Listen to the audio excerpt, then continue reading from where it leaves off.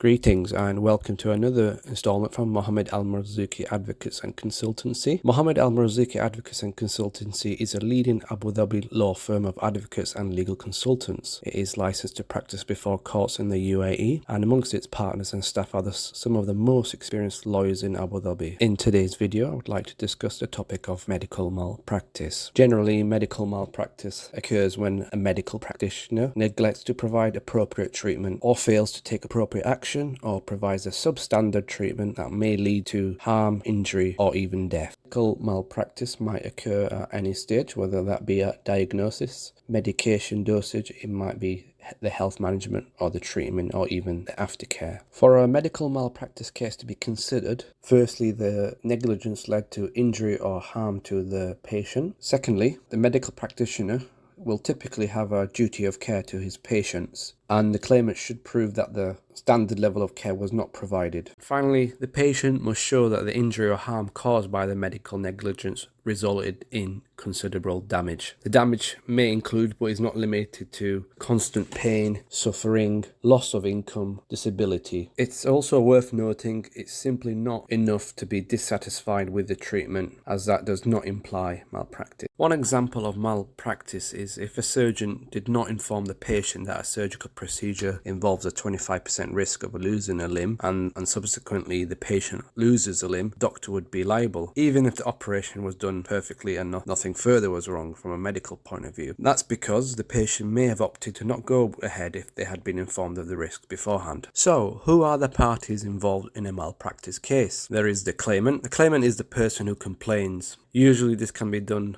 by the patient themselves, or perhaps a legal representative who acts on behalf of the patient.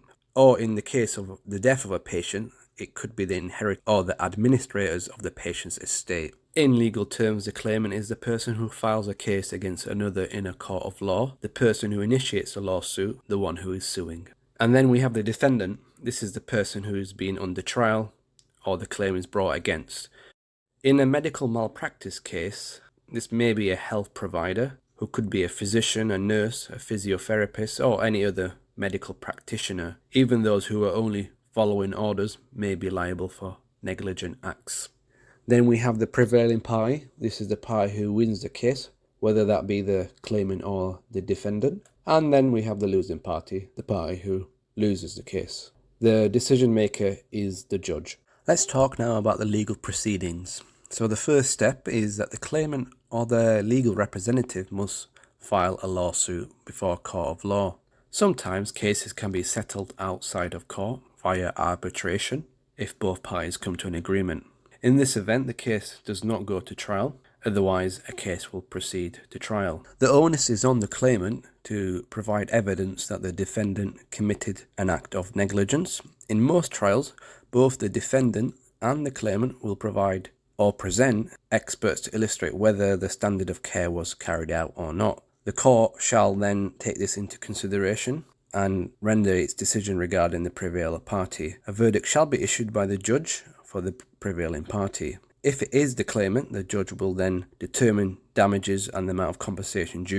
If the claimant is successful in their case, they may be awarded damages, and this may include material damage, including loss of earning capacity, expenses of life care, and related medical case expenses. Usually compensation is assessed for both past and future losses. Compensation damages may also include non-material damages, such as injury itself, psychological and physical harm. Where the defendant is found guilty of malicious or intentional misconduct, punitive damages may be granted. Punitive damages are seen as a form of punishment. Generally speaking, lawsuits tend to be costly, time-consuming and stressful. One should consider the pros and cons before embarking on a legal procedure. It's worth noting if a sustained injury is, for example, minor, the patient or the claimant may spend more on the lawsuit than the actual recovered compensation amount. What are the types of malpractice errors? Here are some examples where negligence may lead to a lawsuit: misdiagnosis